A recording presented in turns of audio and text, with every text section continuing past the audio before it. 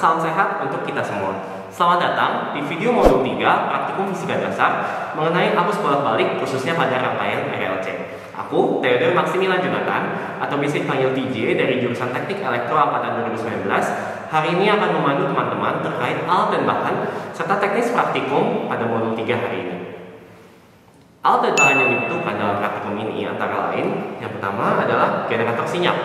Generator sinyal berfungsi untuk menghasilkan sebuah sinyal, umumnya berupa sinusoid, kotak, atau segitiga. Namun yang akan kita gunakan pada praktikum ini adalah gelombang sinusoid. Amplituda dan frekuensi dari gelombang sinusoid tersebut juga bisa diatur melalui fungsi-fungsi yang tersedia pada generator sinyal. Kemudian alat yang kedua adalah catu daya AC dan DC. Di sini terdapat dua buah catu daya yang mungkin, yaitu catu daya searah atau catu daya DC pada panel sebelah tengah, kemudian pada panel sebelah ujung merupakan catu daya AC. Kemudian alat-alat lain yang kita perlukan adalah yang pertama multimeter digital.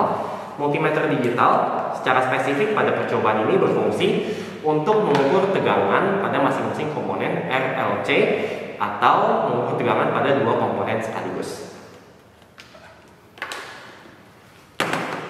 Yang kedua, kita mempunyai LCR meter. Di sini LCR meter berfungsi untuk mengukur resistansi, induktansi, atau kapasitansi dari sebuah komponen R, L, atau C. Kemudian, kita juga disediakan satu buah resistor, satu buah induktor, dan yang terakhir kita juga punya satu buah kapasitor. Kemudian, kita juga mempunyai beberapa kabel. Di sini terdapat beberapa jenis kabel. Yang pertama adalah kabel banana. Kabel banana merupakan kabel yang berbentuk seperti colokan dan dapat langsung dihubungkan ke rangkaian. Kemudian kita juga mempunyai kabel buaya atau kabel jepit. Di sini sama saja seperti kabel banana, namun cara pemakaiannya adalah dijepit ke dalam suatu komponen rangkaian. Kemudian yang terakhir, yang mungkin baru bagi teman-teman adalah kabel jenis BNC. Kabel BNC merupakan kabel dengan ujung berbentuk bulat. Dan kabel BNC ditujukan untuk menghubungkan sebuah komponen rangkaian ke dalam alat-alat seperti generator sinyal yang memiliki port untuk input dan output berupa port BNC. Percobaan pertama pada praktikum ini adalah mengukur tegangan efisien AC dan DC. Kita akan menggunakan catu daya AC dan DC pada percobaan ini. Langkah pertama yang dilakukan adalah menyalakan terlebih dahulu catu daya. Kemudian kita masukkan port positif dan port negatif. Kemudian kita hubungkan port positif pada catu daya dengan pengukuran tegangan positif pada multimeter. Begitu juga dengan port negatif yang berwarna hitam.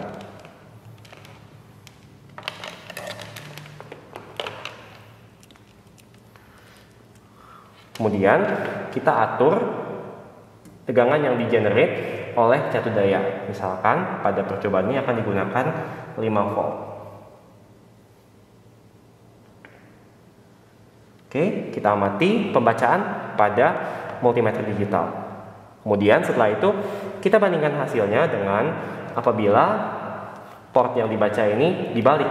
Jadi port positif pada multimeter digital membaca port negatif pada generator catu daya dan sebaliknya.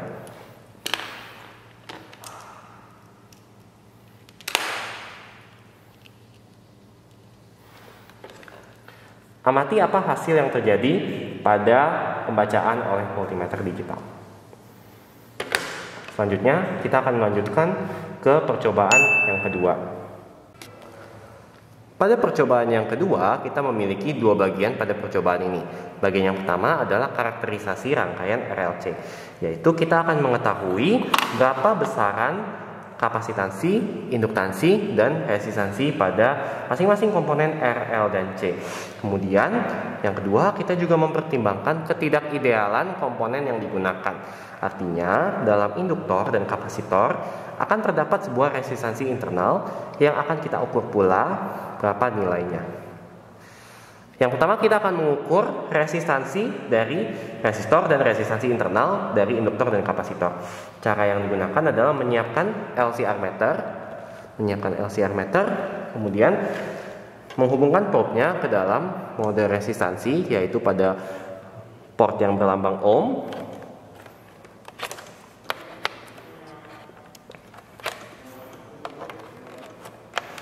Kemudian kita atur batas ukur untuk resistor.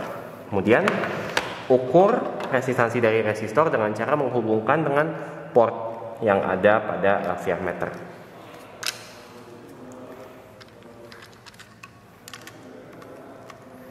Oke. Kemudian kita akan mengukur resistansi mulai dari skala yang terbesar sampai skala yang terkecil sampai menunjukkan hasil bacaan yang baik. Apabila hasil bacaan pada skala yang besar masih menunjukkan 0, kita bisa mengatur skala pembacaan supaya menjadi lebih kecil. Baik, ternyata skala yang menunjukkan pembacaan adalah skala terkecil yang menghasilkan pembacaan 97,4 ohm. Hal yang sama akan kita lakukan untuk mengukur resistansi internal L dan C. Cukup dengan cara memindahkan port dari resistor ke komponen lain, misalkan induktor.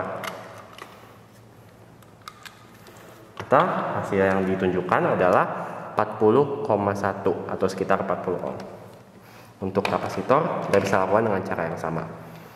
Kemudian kita akan mengukur juga induktansi dan kapasitansi dari induktor dan kapasitor.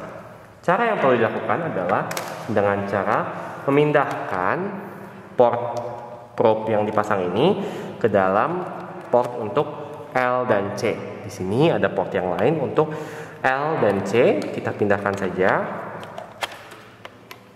Kemudian memindahkan setting saklar ini dari R ke LC. Oke. Kemudian kita akan mengukur, misalkan kapasitor memiliki kapasitansi sebanyak berapa, sebesar berapa. Sama saja kita pasangkan ke dalam port-port pada kapasitor. Kemudian kita atur mulai dari pembacaan yang paling besar.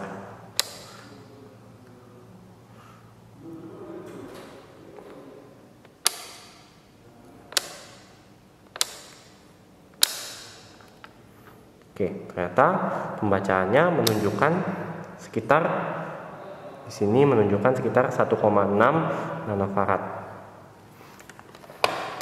Kemudian untuk pembacaan induktor,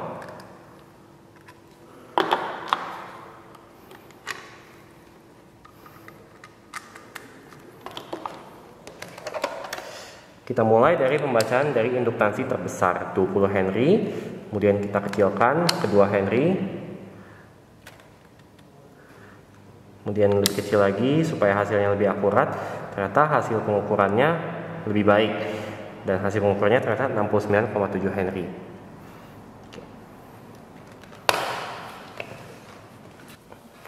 Pada percobaan kedua bagian kedua, kita akan mengamati tegangan pada rangkaian RL, RC, dan rangkaian RLC. Pertama, kita akan menggunakan generator sinyal untuk mengenerate sinyal pada rangkaian. Namun, kita akan menyalakan generator sinyal hanya ketika rangkaiannya sudah selesai dirangkai. Yang pertama, saya akan mempraktikkan untuk rangkaian RL. Pertama, siapkan terlebih dahulu kabel untuk menghubungkan resistor dan induktor. Hubungkan dari resistor dalam induktor. Ini dijepit. Oke. Kemudian kita akan menggunakan kabel BNC untuk dihubungkan ke dalam generator sinyal. Pastikan kita menghubungnya dengan benar, dan setelah terhubung harus dikunci dengan cara diputar. Kemudian setelah dikunci, kita akan menghubungkan port positif pada R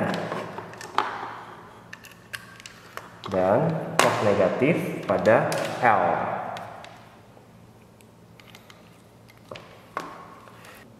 Pada praktiknya, untuk tegangan yang digunakan, apakah port positifnya pada R atau pada L, sama saja, karena yang kita gunakan sekarang adalah tegangan AC, sehingga kita bisa membalik polaritas positif dan negatif.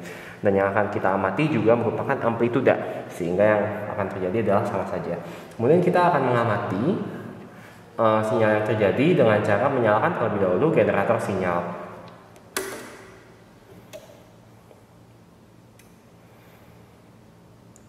Setelah generator sinyal nyala, kita coba menggunakan frekuensi 1 kHz. 1 kHz. Kemudian kita naikkan sedikit tegangannya dengan mode amplituda. Kemudian kita coba amati berapa tegangan yang terjadi pada resistor, pada induktor, dan tegangan total. Untuk tegangan pada resistor, caranya adalah sama. Kita gunakan mode V, mode voltase. Kemudian kita hubungkan ke dalam port yang ingin kita cari tegangannya. Misalnya pada resistor, berarti kita akan hubungkan kedua probe dengan resistor.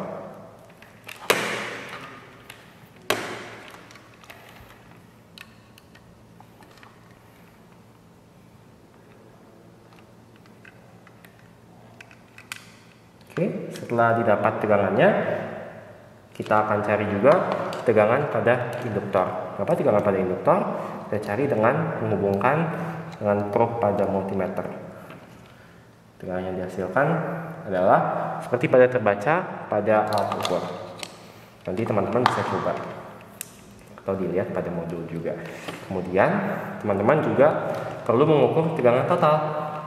Berapa tegangan total yang diberikan oleh generator sinyal, karena generator sinyal jenis ini tidak bisa menampilkan amplituda sinyal yang di-generate, harus menggunakan bantuan osiloskop yang tidak tersedia pada percobaan ini. Dengan cara kita cabut, kemudian kita ukur tegangan pada masing-masing probe.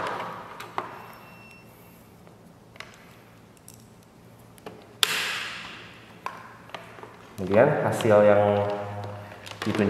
menunjukkan tegangan pada generator sinyal yang di-generate. Ternyata memang pada order milivolt. Namun teman-teman bisa menggantinya juga dengan cara memutar knob amplituda sehingga akan berubah menjadi lebih besar. Selanjutnya kita akan menggunakan catu daya DC yang akan dipraktikkan pada segmen berikutnya. Kita juga akan mengamati karakteristik tegangan R dan L pada kondisi DC dengan menggunakan generator catu daya DC. Pertama, kita siapkan terlebih dahulu kabel-kabel yang akan digunakan.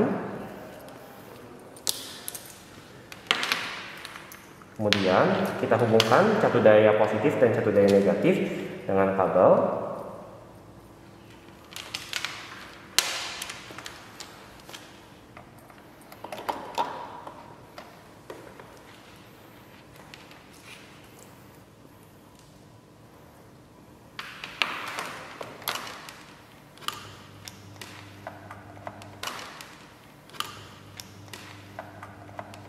Ini untuk induktor.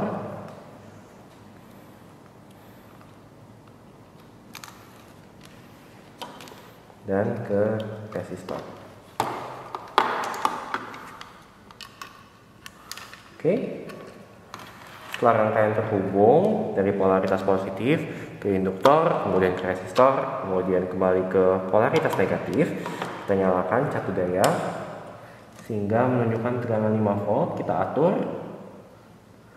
Lalu kemudian kita akan mengukur tegangan yang terjadi pada masing-masing komponen, yaitu R dan L. Caranya sama, yaitu dengan cara mengeset multimeter digital dengan mode tegangan.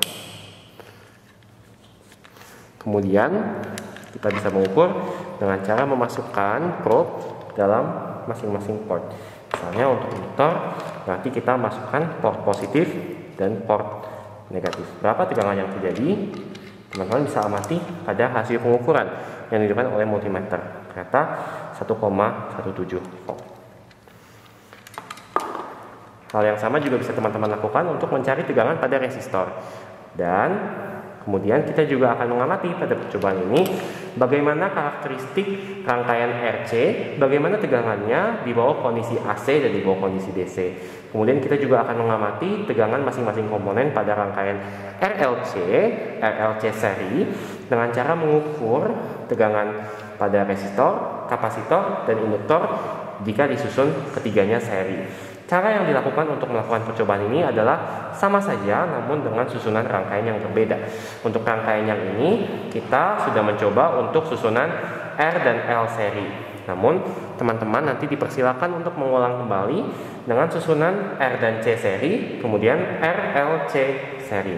Dengan data yang diambil sama saja dan bisa juga teman-teman lihat pada modul praktikum.